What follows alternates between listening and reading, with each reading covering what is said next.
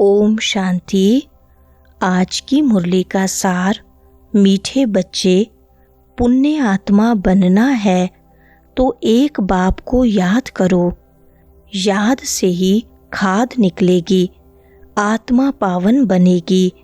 प्रश्न है, कौन सी स्मृति रहे तो कभी भी किसी बात में मूंझ नहीं सकते? उत्तर है, ड्रामा की। बनी बनाई बन रही, अब कुछ बननी नहीं।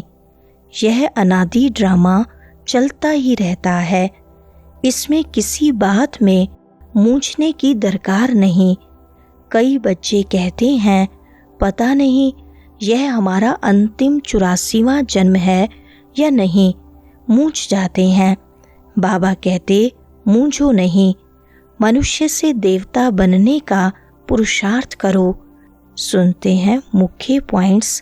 पहली पॉइंट, बाप समझाते हैं बच्चों को अथवा रूहों को, यह है रूहों का बाप शिव। इनके नाम तो बहुत हैं, परंतु बहुत नाम से मूझ पड़े हैं।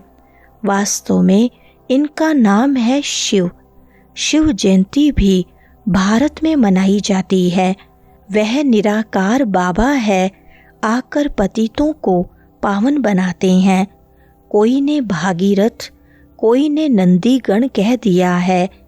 बाप ही बताते हैं कि मैं कौन से भाग्यशाली रथ में आता हूँ। मैं ब्रह्मा के तन में प्रवेश करता हूँ। याद भी करना है शिव बाबा को। उनको अपना रथ नहीं है, इसलिए उनको बैल दे देते हैं। मंदिर में भी बैल रख दिया है। इसको कहा जाता है पूरा अज्ञान। दूसरी पॉइंट, तुम सब भारतवासी जानते हो ना कि लक्ष्मी नारायण का राज्य था। तुम सब भारतवासी बच्चे आदि सनातन देवी देवता धर्म वाले थे, स्वर्गवासी थे। 5000 वर्ष पहले जब मैं आया था तो सभी को सतो प्रधान स्वर्ग का मालिक बनाया था। फिर पुनर्जन्म जरूर लेना पड़े। बाप कितना सीधा बताते हैं। भल भारत का प्राचीन योग मशहूर है, परंतु वह किसने सिखाया था यह कोई नहीं जानते। खुद कहते हैं, हे बच्चे, तुम अपने बाप को याद करो। वर्षा तुमको मेरे से मिलता है। मैं तुम्हारा बाप हूँ। मैं कल्प कल्प आता हूँ, आकर तुमको मनुष्य से देवता बनाता हूँ। तीसरी पॉइंट, बाप कहते हैं, मैं कल्प पहले भी आया था। जो कुछ पास होता है वह कल्प कल्प होता ही रहेगा। बाप फिर भी आकर इनमें प्रवेश करेंगे, इस दादा को छुड़ाएंगे, फिर इन सब की परवरिश कराएंगे। तुम जानते हो कि हम ही सतयुग में थे। इस समय तुम 21 जन्म का वर्षा लेते हो। सारा तुम्हारे पुरुषार्थ पर मदार है। राजधानी में जो चाहो वह पद लो। इसमें जादू आदि की कोई बात नहीं है। हाँ, मनुष्य से देवता जरूर बनते हैं। यह तो अच्छा जादू है ना। तुम सेकंड में जान लेते हो कि हम बाबा के बच्चे बने हैं। चौथी पॉइंट, तुम्हारा धर्म बहुत सुख देने वाला है और धर्म वाले तो वैकुंठ में आ नहीं सकते। यह भी ड्रामा अनादि चलता रहता है। कब बना यह कह नहीं सकते। इसकी नो एंड। वर्ल्ड की हिस्ट्री ज्योग्राफी रिपीट होती है। यह है संगम युग, छोटा युग। चोटी है ब्राह्मणों को। बाप तुम ब्राह्मणों को देवता बना रहे हैं तो ब्रह्मा के बच्चे जरूर बनना पड़े। तुमको वर्षा मिलता है डाढ़े से। जब तक अपने को बीके नहीं समझें तब तक वर्षा कैसे मिले। फिर भी कोई कुछ न कुछ ज्ञान सुनते हैं तो साधारण प्रजा में आ जाएंगे। आना तो जरूर है। पांचवी पॉइंट, आत्मा का रूप क्या है? बिंदी। वहाँ जैसे बिंदियों का झाड़ है, आत्माओं का भी नंबरवार झाड़ है, नंबरवार नीचे आना होता है। परमात्मा भी बिंदी है, ऐसे नहीं कि इतना बड़ा लिंग है। बाप कहते हैं कि तुम हमारे बच्चे बनते हो तो मैं तुमको स्वर्ग का मालिक बनाता हूँ। पहले तुम हमारे बने, फिर मैं तुमको पढ़ाता हूँ। कहते हो बाबा हम तुम्हारे हैं, साथ साथ पढ़ना भी है। हमारे बने और तुम्हारी पढ़ाई शुरू हो गई। बाबा कहते कि यह तुम्हारा अंतिम जन्म है, कमल फूल समान पवित्र बनो। छठी पॉइंट, तुम ब्राह्मण जानते हो कि हमारी अब रात्रि है, तमो प्रधान भक्ति है।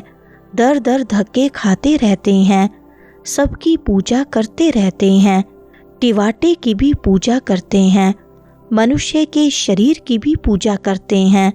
सन्यासी लोग अपने को शिवोहम कह बैठ जाते हैं, फिर माताएं जाकर उनकी पूजा करती हैं। बाबा बहुत अनुभवी है। बाबा कहते हमने भी बहुत पूजा की है, परंतु उस समय ज्ञान तो था नहीं।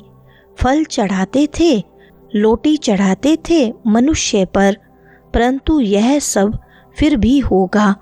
भक्तों का रक्षक है भगवान, क्योंकि सभी दुखी हैं ना। 7वीं पॉइंट, अभी तक भी साधु लोग तो साधना करते हैं। बाप कहते हैं कि उन्हों का भी मैं उद्धार करता हूँ। संगम पर तुम्हारी सद्गति हो जाती है, फिर तुम 84 जन्म लेते हो। बाप को कहा जाता है ज्ञान का सागर, मनुष्य सृष्टि का बीज रूप, सत्यचित आनंद स्वरूप है। वो कब विनाश नहीं होता, उनमें ज्ञान है। ज्ञान का सागर प्यार का सागर है, जरूर उनसे वर्षा मिलना चाहिए। कहते हैं हे बच्चे मामेकम याद करो तो तुम्हारे सिर पर जो पापों का बोझा है वह भस्म हो जाएगा। 8वीं पॉइंट, बाप कहते हैं कि इनके बहुत जन्मों के अंत के जन्म में मैं प्रवेश करता हूँ। इसको कहा जाता है भाग्यशाली रथ। यह पढ़कर फिर पहले नंबर में जाते हैं। नंबरवार तो बनते हैं ना। मुख्य एक नाम होता है। बाप ने बच्चों को 84 जन्मों का राज अच्छी रीति समझाया है। तुम आदि सनातन देवी देवता धर्म के हो, न कि हिंदू धर्म के। तुम कर्म श्रेष्ठ धर्म श्रेष्ठ थे, फिर रावण के प्रवेश होने से धर्म कर्म भ्रष्ट हो गए हो। अपने को देवी देवता कहलाने में लज्जा आती है, इसलिए हिंदू नाम रख दिया है। 9वीं पॉइंट, 84 का चक्र भारतवासियों के लिए है। वापस जाना तो सबको है, पहले तुम जाएंगे। जैसे बारात जाती है ना, शिव बाबा को साजन भी कहते हैं। तुम सजनियाँ इस समय छीछी तमो प्रधान हो, उनको गुल गुल बनाकर ले जाएंगे, आत्माओं को पावन बनाकर ले जाएंगे। इसको लिबरेटर गाइड कहा गया है। बच्चे कहते हैं हे माता पिता हम आपके बालक बने हैं। दूसरे तो पुकारते रहते हैं क्योंकि उनको पता नहीं है। अगर सबको पता पड़ जाए तो मालूम नहीं क्या हो जाए। वरदान है एक बाप की याद में सदा मगन रह एक रस अवस्था बनाने वाले साक्षी दृष्टा भव। विस्तार है अभी ऐसे पेपर आने हैं जो संकल्प स्वप्न में भी नहीं होंगे, परंतु आपकी प्रैक्टिस ऐसी होनी चाहिए जैसे हद का ड्रामा साक्षी होकर देखा जाता है। फिर चाहे दर्दनाक हो या हंसी का हो, अंतर नहीं होता। ऐसे चाहे कोई का रमणीक पार्ट हो, चाहे स्नेही आत्मा का गंभीर पार्ट हो, हर पार्ट साक्षी दृष्टा होकर देखो, एक रस अवस्था हो। परंतु ऐसी अवस्था तब रहेगी जब सदा एक बाप की याद में मगन होंगे। स्लोगन है, दृढ़ निश्चय से अपने भाग्य को निश्चित कर दो तो सदा निश्चिंत रहेंगे।